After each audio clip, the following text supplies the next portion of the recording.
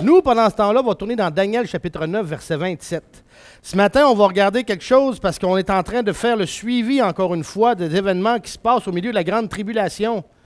Et Daniel 9, 27, on va débuter avec ce passage-là parce que ce matin, on a quelques passages à aller voir à cause d'un événement capital qui se produit pendant le milieu de la grande tribulation. Donc, Daniel 9, 27.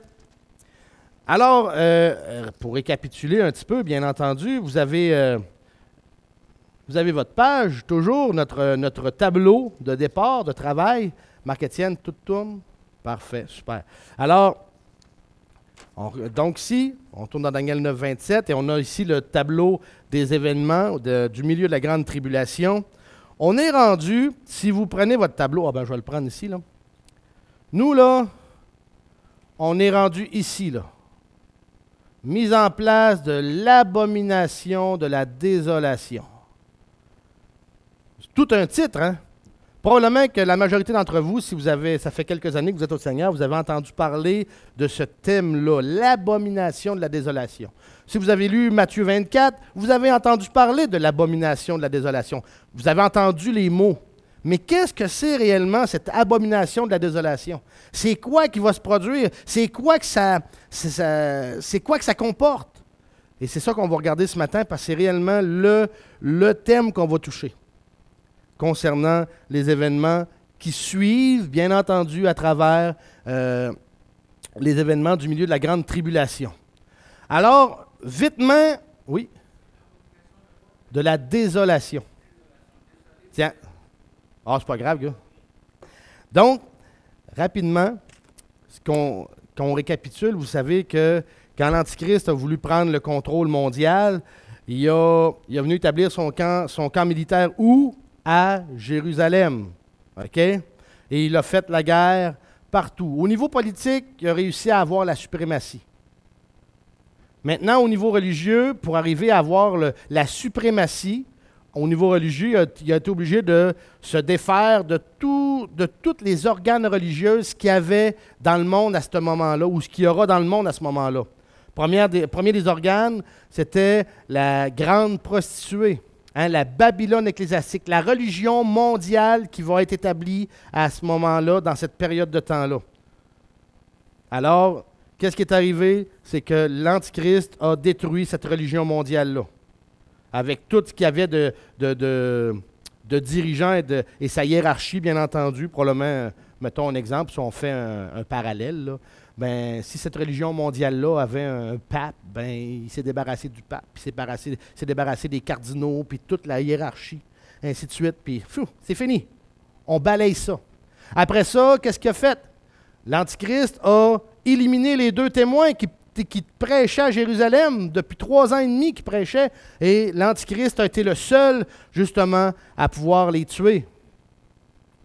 Il s'est débarrassé des 2 témoins. Et on a su également que les 144 000 Juifs qui témoignaient à travers la planète au grand complet, il leur fait la guerre, il a la victoire sur eux, il est en train de s'en débarrasser. Mais ça il y a un but bien spécifique. On sait aussi que là, il a tout fait ce ménage-là. Mais on sait aussi que pendant qu'il était à Jérusalem, qu'est-ce qui est arrivé à l'Antichrist? Il a été assassiné. Et Satan l'a ressuscité. Et là, la planète entière a les yeux tournés vers lui. Et un faux prophète arrive, surgit, et là, est en train de tourner les yeux de toute la planète au grand complet à regarder et à adorer l'Antichrist. C'est ça les événements qui courent, là. Puis ça se passe tellement rapidement, toutes ces choses-là, là. C'est une vitesse, ça va à la vitesse de l'éclair. Alors, là, qu'est-ce qui arrive? Vous saviez que l'Antichrist, quand il est arrivé à Jérusalem, il est arrivé là en paix. Hein, il vient établir son quartier général, mais on sait que la raison pourquoi il arrive en paix à Jérusalem, c'est parce qu'il avait signé, il y a 3 ans et demi de ça, une alliance avec Israël. Une alliance de paix. Parce que c'est ça qui démarre la grande tribulation, cette alliance-là. Mais là, qu'est-ce qui arrive? Il rompt l'alliance. Il coupe l'alliance, c'est terminé. Il la brise. Et c'est ce qu'on voit justement dans Daniel 9, 27. Parce que pendant que Israël était en paix, Israël, il avait construit le 3e temple et il avait repris les sacrifices. C'est ça les événements qui se passaient.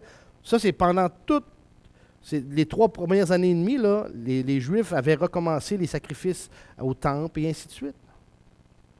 Mais là, l'Antichrist, en rompant l'alliance, il vient faire quelque chose qu'on va lire dans Daniel 9, 27 et on le commence maintenant. Daniel 9, 27, ça dit, au verset 27, « Il confirmera l'alliance avec plusieurs pendant une semaine. » OK, ça, c'est le début de la grande tribulation. OK, on parle de l'Antichrist. Pendant une semaine, donc, il était supposé que cette alliance-là dure 7 ans. Puis regardez ce qu'il dit. « Et à la moitié de la semaine, donc après 3 ans et demi, il fera cesser le sacrifice et l'oblation. » Donc, il vient de dire aux Juifs, c'est fini, c'est des sacrifices que dans le temple, on arrête tout ça, c'est terminé. Et en rompant ce sacrifice-là, il vient également rompre l'alliance. On va le voir dans d'autres versets, là, mais vous allez voir qu'est-ce qu'il y en est. Okay? Ça dit, il fera cesser le sacrifice et l'oblation, et sur l'aile des abominations viendra le désolateur jusqu'à ce que la ruine qui a été déterminée fonde sur le désolé. OK. On va voir qu'est-ce qui se passe avec ce verset-là. Alors, comme je viens de le dire, quand la grande tribulation a commencé, ça a commencé avec la signature de l'alliance de 7 ans qui marquait finalement le début de la grande tribulation. Et ça nous donnait justement la durée de cette grande tribulation-là. 7 ans de temps. 7 années où c'est que ça allait brasser, où c'est qu'on entend depuis plusieurs semaines maintenant qu'on a regardé qu'est-ce que le Seigneur a fait avec les sceaux, les trompettes. Et vous voyez tout ce qui se passe. On a vu les tremblements de terre, les cavaliers qui se sont déchaînés, et ainsi de suite. Tout ça s'est déchaîné pendant les 7 ans, ou pendant la première 3 ans et demi. Donc, l'Antichrist va faire cesser les sacrifices qui se déroulent dans le temple à ce moment-là.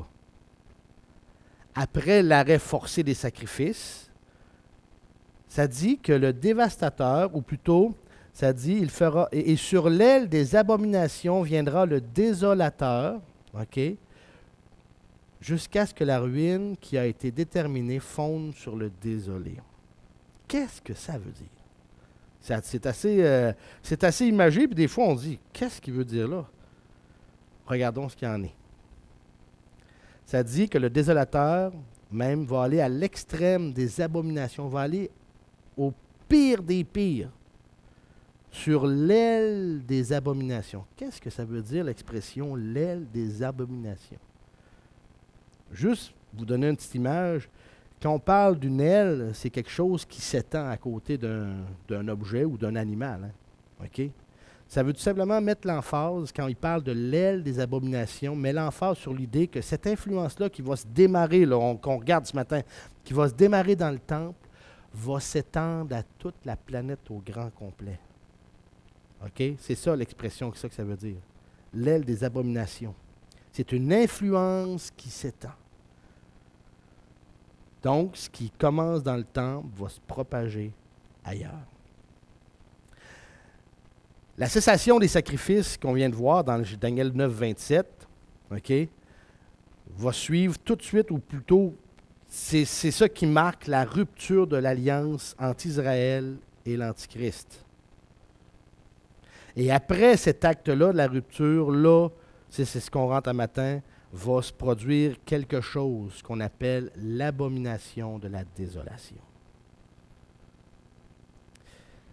Le passage de Daniel 9, 27 décrit justement, ça ne décrit pas exactement la nature de cet acte-là d'abomination. mais on voit qu'on commence à mettre le fondement de c'est quoi qui va se tramer dans cet événement-là. Vous êtes dans Daniel 9, allez dans Daniel 12, verset 11.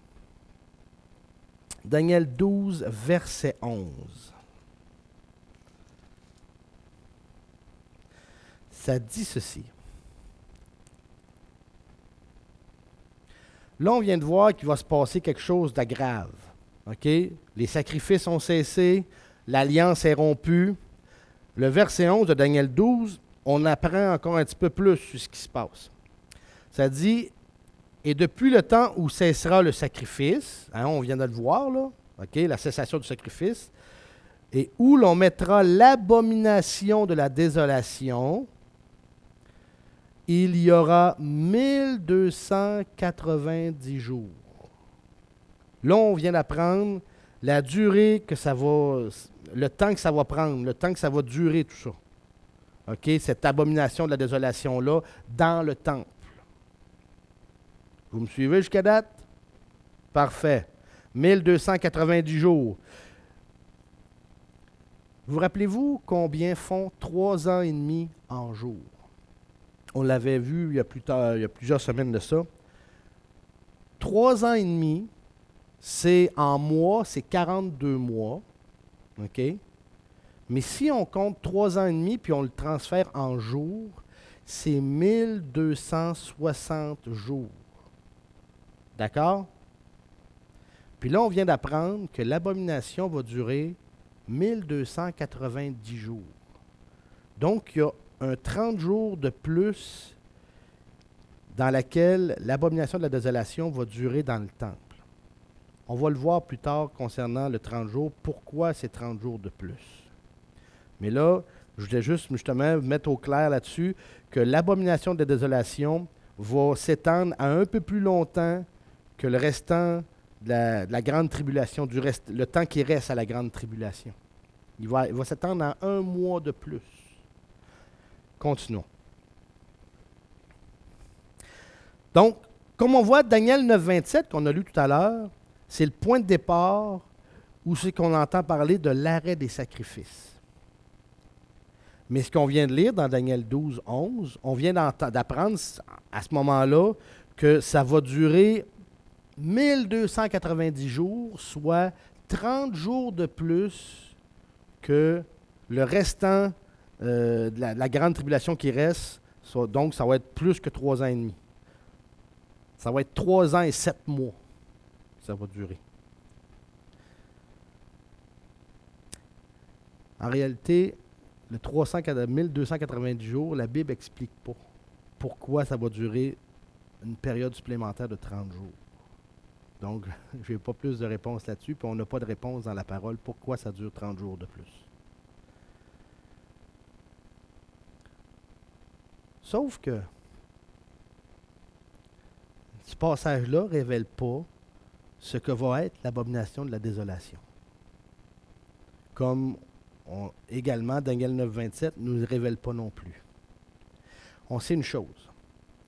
On sait que le terme abomination fait toujours référence à une statue ou à une idole. OK? Quand on parle de l'abomination de la désolation, le mot abomination fait référence à une statue ou à une idole. Là, on en est là. On vient d'apprendre que à la moitié de la grande tribulation, les sacrifices vont cesser, l'alliance est rompue. On apprend également que ça va durer 1290 jours et qu'il va y avoir quelque chose, ils vont bâtir une idole, ils vont installer une idole dans le temple. Maintenant, on va aller plus loin que ça. Matthieu 24, s'il vous plaît. Matthieu 24, 15.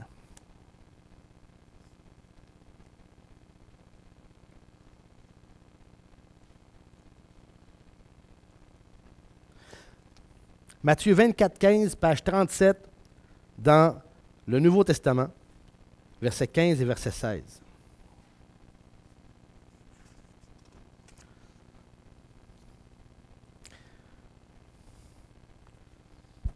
OK. Ça dit, là c'est Jésus qui parle. quand vous verrez dans le lieu saint l'abomination de la désolation dont le prophète Daniel a parlé, que celui qui lit y fasse attention, alors que ceux qui seront dans la Judée s'enfuient aux montagnes. Quand donc vous verrez dans le lieu saint l'abomination de la désolation. Oh! Le passage qu'on vient de lire dans Matthieu 24 rappelle ce qu'on vient de lire dans Daniel. OK? N'oubliez pas une chose, qu'entre l'époque de Daniel et entre l'époque où Jésus parle, il y a pratiquement 600 ans, presque 700 ans de distance entre les deux. Alors, c'est quand même que Jésus ramène cette chose-là. Nous, on vient de le voir en quelques secondes, entre deux passages de lecture, tout simplement, mais il y a une quantité d'années énorme quand Jésus se met à parler dans Matthieu 24, l'abomination de la désolation. Ce qu'on voit ici, OK, verset 15, « Quand vous verrez donc dans le lieu saint l'abomination de la désolation. » OK? Le passage qu'on lit ici, dans Matthieu 24, ça permet seulement de vérifier l'interprétation futuriste que Daniel avait donnée. Puis cette interprétation-là, ça nous enseigne tout simplement que ce n'est pas encore arrivé. Que c'est futur, que ce n'est pas encore accompli. C'est encore au niveau prophétique, même à l'époque de Jésus. Cette abomination-là, pour les Juifs, va servir d'avertissement. Pourquoi j'en parle là? Parce que ça va nous mener à la semaine prochaine. Mais juste pour vous dire que quand les Juifs vont voir cette abomination-là de la désolation qui va se produire dans le temple, il faut que les Juifs prennent garde de ça. Ça dit, alors que ceux qui seront dans la Judée s'enfuient aux montagnes. Donc, ça va tout simplement servir d'avertissement aux Juifs pour leur signaler la fuite ou leur fuite de la terre d'Israël. On a un autre texte qui parle de l'abomination de la désolation maintenant. On va aller dans Apocalypse 11. Apocalypse 11.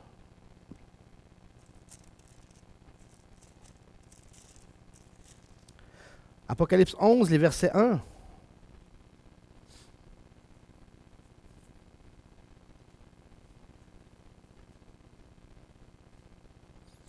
Ça dit, page 356 dans le Nouveau Testament, ça dit « Alors on me donna un roseau semblable à une verge, et l'ange se présenta et dit, Lève-toi, et mesure le temple de Dieu, et l'autel, et ceux qui y adorent.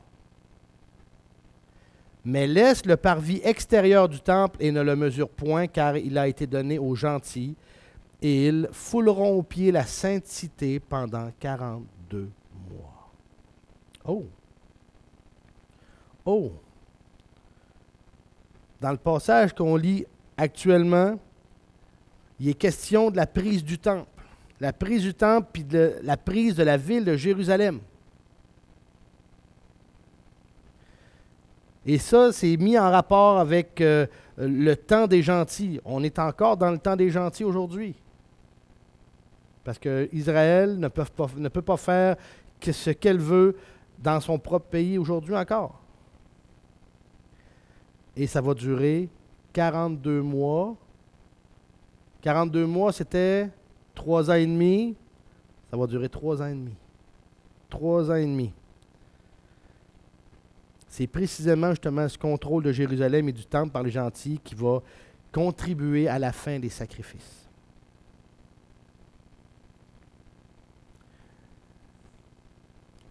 Maintenant, là, on vient de voir plusieurs informations concernant ce thème-là de l'abomination de la désolation, mais on ne sait toujours pas c'est quoi qui va se produire. On vient d'apprendre que ça va avoir rapport avec le temple. On vient d'apprendre que justement, c'est l'Antichrist qui va faire cesser les sacrifices du temple. Il va rompre l'alliance. On sait que ça va durer 1290 jours, soit 30 jours de plus que le temps qu'ils vont contrôler Jérusalem. On sait que ça va se passer dans le temple. Mais qu'est-ce qu'il y en est de l'abomination en question? C'est quoi? Là, on va être obligé de tourner dans 2 Thessaloniciens, s'il vous plaît, chapitre 2. 2 Thessaloniciens, chapitre 2.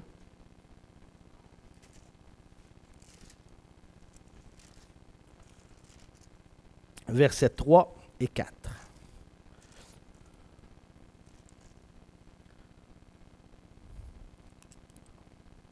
Page 293, juste en bas, 2 Thessaloniciens, chapitre 2. Regardons ce qui est dit. Ça dit que personne ne vous séduise en aucune manière, car il faut que la révolte soit arrivée auparavant et qu'on ait vu paraître l'homme du péché, le fils de la perdition, l'adversaire est celui qui s'élève au-dessus de tout ce qu'on appelle Dieu et ou qu'on adore, jusqu'à... Oh, attendez une minute, là, regardez ce qui vient de... Qu'est-ce qui s'en vient ici? Jusqu'à s'asseoir comme Dieu dans le temple de Dieu, se proclamant lui-même Dieu. Oh, là on vient de voir c'est quoi qui se passe ici. Là on vient de voir ce qu'il y en est. On vient d'apprendre que l'Antichrist va siéger dans le temple de Dieu et qu'il va se proclamer, il va proclamer sa divinité au monde. Il est fort probable qu'il va s'asseoir dans le Saint des Saints, dans la partie la plus sainte du temple. Où, à l'époque, l'Arche d'Alliance, c'était là qu'elle était placée. C'était le Saint des Saints où il y avait un voile, où le souverain sacrificateur ne pouvait entrer qu'une fois par année. C'est un endroit là, respecté au plus haut degré. C'était réellement l'endroit où la présence de Dieu se faisait sentir. Le Saint des Saints. Et probablement que c'est à cet endroit-là que l'Antichrist va s'asseoir. Donc, après avoir conquis Jérusalem, puis après avoir conquis le temple, il va siéger lui-même dans le temple de Dieu et il va se proclamer Dieu. Et ça va mettre en place le second système religieux de la grande tribulation, le culte à l'Antichrist ou le culte de l'Antichrist lui-même. C'est ça l'abomination de la désolation. Que l'Antichrist, vous savez une chose, il y a eu la supériorité ou la souveraineté politique, sur toute la planète. Maintenant, il va avoir la souveraineté religieuse pour être au summum de tout.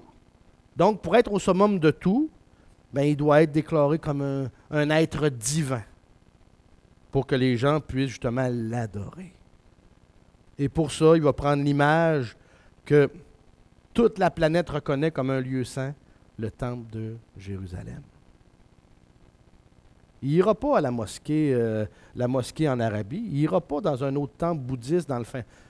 C'est qu'est-ce qui représente Dieu dans sa toute-puissance sur la terre, à travers l'histoire? C'est le temple de Jérusalem. C'est là que Dieu s'est révélé. Il s'est révélé à David, à Salomon. C'est là que quand Moïse il a donné à Moïse de construire le tabernacle, mais quand que Salomon a construit le temple, c'est là que l'Éternel s'est présenté au peuple d'Israël. Alors, c'est l'endroit par excellence pour se présenter, pour siéger. Et c'est là que l'Antichrist va prendre sa place, va décider voyons, pas corrompre, mais non, c'est le fait qu'il va déconsacrer le temple, autrement dit, il va faire un sacrilège. Je n'ai pas le mot exact, là, en allant siéger au temple. Non, pas un sacrifice du tout. Alors, il va mettre en place à ce moment-là le deuxième système religieux de la grande tribulation. Adorez-moi. L'Antichrist, c'est moi qui est Dieu. Et le faux prophète va tout faire en sorte pour justement adorons notre Dieu. Adorons notre Dieu l'Antichrist. Ils n'aimeront pas l'Antichrist, mais nous autres, on l'appelle l'Antichrist. Alors, c'est ça qui va se produire. L'autoproclamation de sa divinité va se faire même avec des signes miraculeux afin de séduire encore plus de personnes. Tournez dans 2 Thessaloniciens, allez voir le verset 8 maintenant de 2 Thessaloniciens chapitre 2. Regardez ce qui est dit. Alors paraîtra l'impie que le Seigneur détruira par le souffle de sa bouche, ça c'est à la fin de tout, là, qu'il anéantira par l'éclat de son avènement. L'apparition de cet impie aura lieu avec la force de Satan, avec toute puissance, avec des prodiges et de faux miracles, et avec toutes les séductions de l'iniquité parmi ceux qui se perdent parce qu'ils n'ont point reçu l'amour de la vérité pour être sauvés. C'est pourquoi Dieu leur enverra un esprit efficace d'égarement pour qu'ils croient au mensonge, afin que tous ceux qui n'ont pas cru à la vérité, mais qui ont pris plaisir dans l'injustice, soient condamnés. Donc, il va avoir de grands miracles, des prodiges pour arriver à démontrer la toute-puissance et la divinité de sa personne, cet Antichrist-là.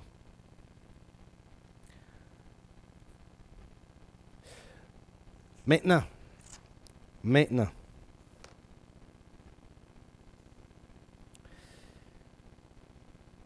ce qu'il faut comprendre. Oui, madame.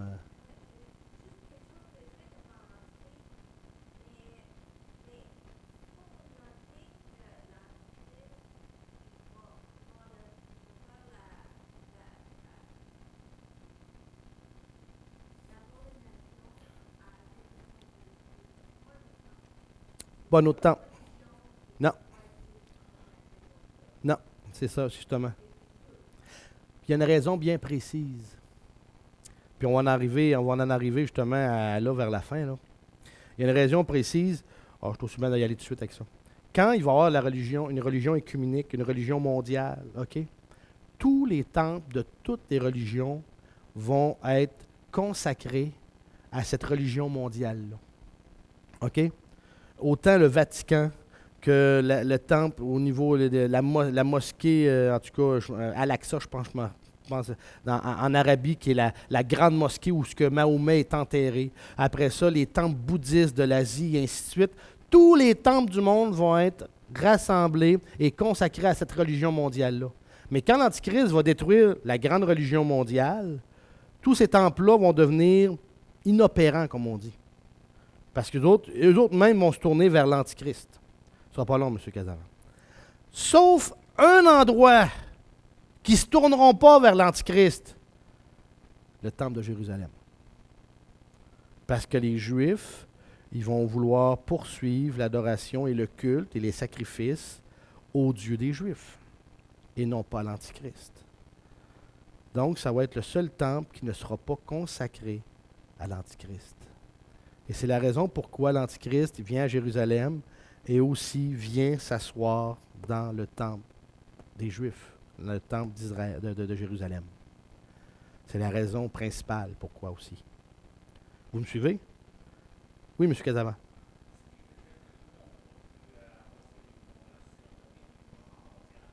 Non, nous autres, on n'est même plus là. On n'a même plus d'affaires là. Parce que ça, nous autres, l'Église a été enlevée bien avant la grande tribulation. Donc, on n'est plus dans le tableau là, actuellement. Jusqu'à un événement futur qu'on va regarder. Mais pour là, on n'est pas là. On n'est pas là du tout. Alors, c'est une des raisons pourquoi que l'Antichrist, il veut s'asseoir dans le temple de Jérusalem. Premièrement, parce que c'est le temple qui est consacré à Dieu, au Dieu des Juifs, mais au Dieu de la parole de Dieu. Hein? Et ainsi de suite. Et là, on est rendu justement par rapport à notre dernier passage concernant l'abomination de la désolation. On sait maintenant qu'est-ce qu'il y en est par rapport à ça. On sait que c'est l'Antichrist qui va rentrer dans le temple, qui va vouloir se faire déclarer Dieu, qui va se déclarer Dieu lui-même, qui veut se faire adorer comme un Dieu, et ainsi de suite. Mais j'ai un dernier passage qu'on tourne dans Apocalypse, bien entendu, chapitre 13. Dans le passage où qu'on travaille depuis quelque temps maintenant, Apocalypse 13, notre dernier passage, concernant l'abomination de l'abomination de la désolation. Versets 11 et 15, ou 11 à 15 plutôt, 13, 11 à 15, ça dit ceci. Puis je vis une autre bête monter de la terre qui avait 2 cornes semblables à celles d'un agneau, et elle parlait comme un dragon. Hein. On vient de voir le faux prophète qui s'élève ici, là. Et elle exerçait toute la puissance de la première bête en sa présence, et elle faisait que la terre et ses habitants adoraient la première bête, dont la plaie mortelle avait été guérie. Et elle opérait de grands prodiges, même jusqu'à faire descendre du feu du ciel sur la terre à la vue des hommes. Et elle séduisait les habitants de la terre par les prodiges qui lui étaient donnés d'opérer en présence de la bête, disant aux habitants de la terre de dresser une image à la bête, qui, après avoir reçu le coup mortel de l'épée, était encore en vie.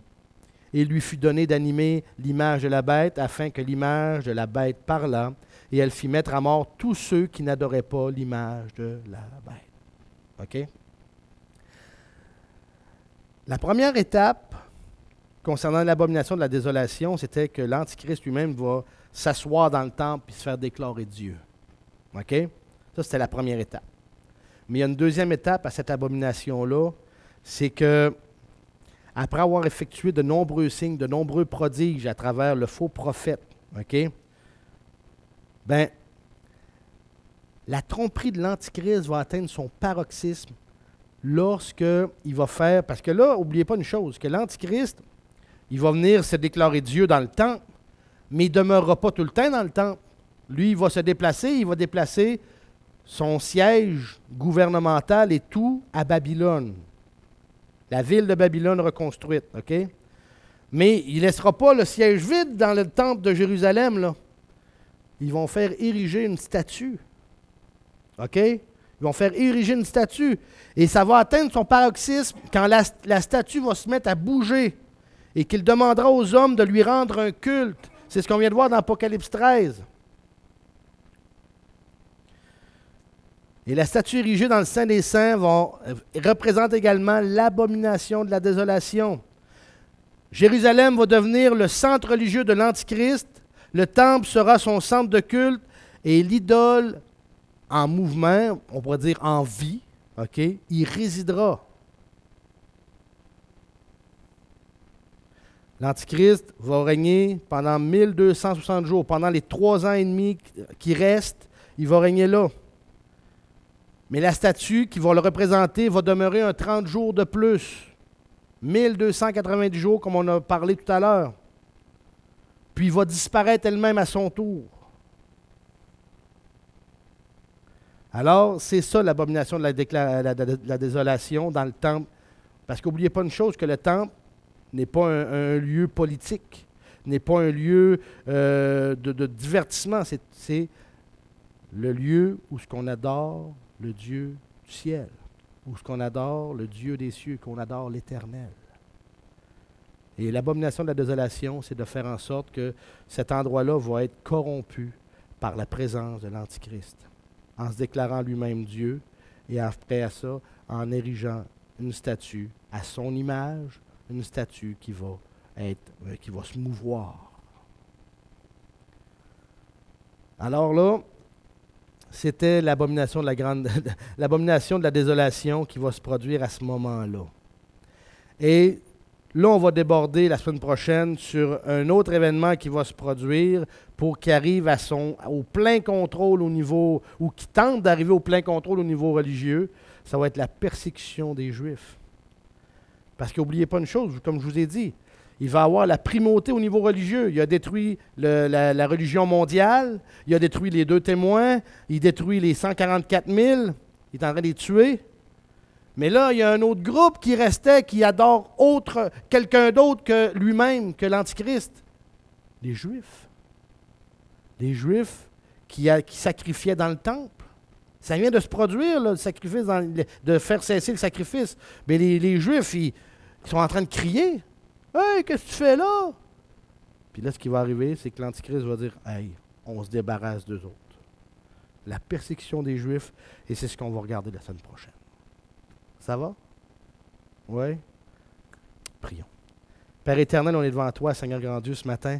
Aide-nous à bien comprendre. Je sais que c'était quelque chose de gros ce matin qu'on regardait. J'espère avoir été clair. Mets ta main sur le cœur de ton peuple, Seigneur grand Dieu, afin qu'on ait pu voir au moins une fois dans notre marche chrétienne, Seigneur, tout l'ensemble, toutes les traces du Messie. Et Seigneur grand Dieu, à travers tout ça, de voir chronologiquement comment ça va se passer. Merci Seigneur pour ton si grand salut. Parce que nous, on n'aura pas l'occasion de voir ces choses, étant donné qu'on a été racheté par un sang précieux et qu'on va être enlevé avant que ça se produise. Mais Seigneur grand Dieu, je te prie pour ceux et celles qui vont te recevoir, qui vont croire en toi pendant cette période, Seigneur grand Dieu, afin que tu puisses les raffermir et leur donner la force de passer au travers. Et Seigneur, la force plutôt de rester fidèle. On t'aime, Seigneur. Et c'est au nom de ton Fils Jésus qu'on te le demande.